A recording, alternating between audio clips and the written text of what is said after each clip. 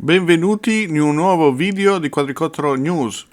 Il 25 aprile DJI ha rilasciato un aggiornamento firmware per i Goggle 2 e gli Integra in modo che possano essere utilizzati con il Mini 3 Pro e il Mavic 3, sia versione Classic sia il Mavic 3 normale, che adesso ormai è stato eliminato dalla vendita, e compatibili naturalmente con il nuovo Mavic 3 Pro. A seguito di questo aggiornamento voglio verificare se il metodo FCC per Avata funziona ancora, il metodo del file, il metodo della schedina gratuito, e voglio anche vedere se questo metodo forza in FCC il Mini 3 Pro. Abbiamo visto nel video precedente che questa compatibilità ha reso inservibile l'app che forzava in FCC il Mini 3 Pro, i Mavic Air 2S, l'app Mavic Air 2 FCC da sempre gratuita.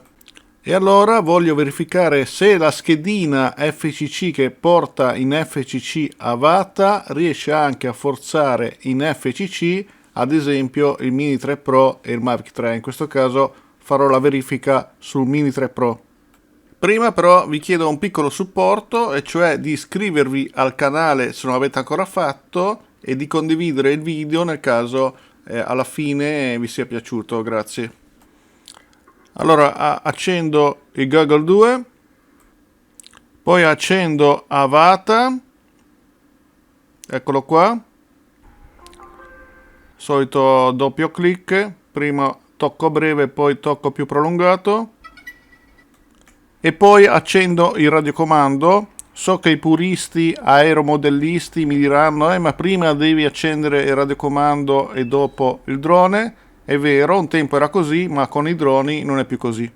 È tutto collegato, provo a misurare con lo strumentino, non sono valori reali, ma comunque mi servono da riferimento in base ai valori che ho riscontrato in passato, che mi fanno dire che questo range di valori segnala che Avata in effetti è in FCC. Ricordiamoci questi valori perché poi farò la stessa verifica con il Mini 3 Pro. Ma andiamo a verificare su Avata se il numero di canali ci indica che siamo effettivamente in FCC. Come possiamo notare sono stati introdotti tutti gli altri droni, Mavic 3 e Mini 3 Pro, e quindi è la nuova versione di firmware che possiamo anche vedere. Andiamo nella sezione informazioni. Avata non è stato aggiornato, ma è stato aggiornato il firmware del visore del Motion Controller 2, perché l'1 hanno deciso di non renderlo compatibile con il Mini 3 Pro e Mavic 3, resta compatibile con Avata. Comunque andiamo a verificare trasmissione, modalità canale, dobbiamo scendere giù, selezionare manuale per vedere il numero di canali, e vediamo che sui 40 MHz ci sono 3 canali, significa che il drone effettivamente è in FCC come da misura. Se fosse stato in CE sulla banda 40 MHz avremmo visto soltanto un canale e non 3. Allora adesso verifico se il Mini 3 viene forzato in FCC, sempre col metodo della schedina che funziona per Avata. Quindi accendo i visori. In questo caso bisogna selezionare sul menu dei visori Mini 3 Pro, poi accendere il Mini 3 Pro e poi fare il binding tenendo premuto per 4 secondi il tasto di accensione del Mini 3 Pro se automaticamente non avviene il collegamento. L'importante è ricordarsi di selezionare nel menu del visore il drone di riferimento. Ed ecco collegamento avvenuto. In questo momento sono collegati i visori con il Mini 3 Pro, mentre il radiocomando è spento. Allora DJI dice che questo sistema funziona con l'RC Motion 2, in realtà funziona anche con il radiocomando. È stato scoperto che se si decolla e poi si accende il visore si riesce a pilotare con il radiocomando, anche se ufficialmente non è supportato, quindi attenzione. Tra l'altro con il radiocomando non abbiamo il pallino che abbiamo con il Motion Controller su Avata, e quindi l'esperienza FPV è leggermente diversa rispetto al Motion Controller. È come Avata pilotato con radiocomando, è la stessa cosa. Comunque presto farò una prova con il radiocomando per verificare se il pilotaggio avviene in sicurezza e si può stare sufficientemente sicuri anche se non viene supportato. In particolare voglio capire cosa succede quando manca il segnale radio e cosa succede al drone. Abbiamo visto però che siamo in CE perché lo strumento mi dà valori sensibilmente inferiori rispetto ad Avata in FCC, quindi per me siamo in CE, ma adesso lo verifichiamo perché se spegniamo il visore il radiocomando riprende a ricevere le immagini. Radiocomando che è pienamente operativo, vedete ho abbassato il gimbal, però non decolla, sono disattivati gli stick se c'è il visore acceso. Se spengo il visore decolla, oltre a decollare torna a ricevere le immagini perché è il funzionamento normale, quindi decolla, poi in volo accendo il visore e il radiocomando continua a funzionare per quanto riguarda gli stick. Vediamo comunque cosa dice il radiocomando, ecco dice che siamo in CE. La scritta di 1 km è a meno 90 dBm, quindi siamo in CE.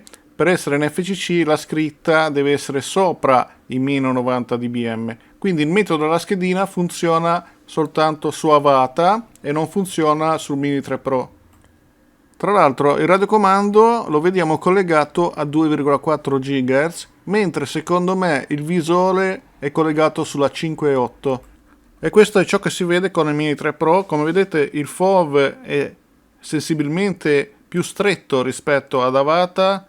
Avata è molto più grandangolare, qua il FOV è sensibilmente ristretto, quindi abbiamo molta meno visione laterale, bisogna tenerne conto quando pilotiamo in FPV. Come abbiamo visto non si può capire a quale frequenza sta trasmettendo perché la modalità è automatica, non si può cambiare, però abbiamo i vari parametri come ad esempio levitamento ostacoli e le varie opzioni, quindi sembra funzionare tutto anche con il radiocomando. Infatti se scegliamo bypass possiamo scegliere tra normale e elegante per quanto riguarda l'evitamento dell'ostacolo, l'aggiramento dell'ostacolo. Ma la cosa più importante è capire cosa succede quando cade il segnale, quindi impostazioni di sicurezza avanzate, vediamo che opzione abbiamo. Abbiamo il ritorno a casa automatico, ma possiamo anche scegliere di farlo atterrare sul posto oppure di farlo stare in hovering quando perde segnale. Resta da capire cosa succede appunto quando perde segnale del radiocomando, se effettivamente fa scattare il ritorno a casa automatico. Col motion controller per forza, ma col radiocomando che non è supportato lo farà scattare? Speriamo di sì, lo proverò presto.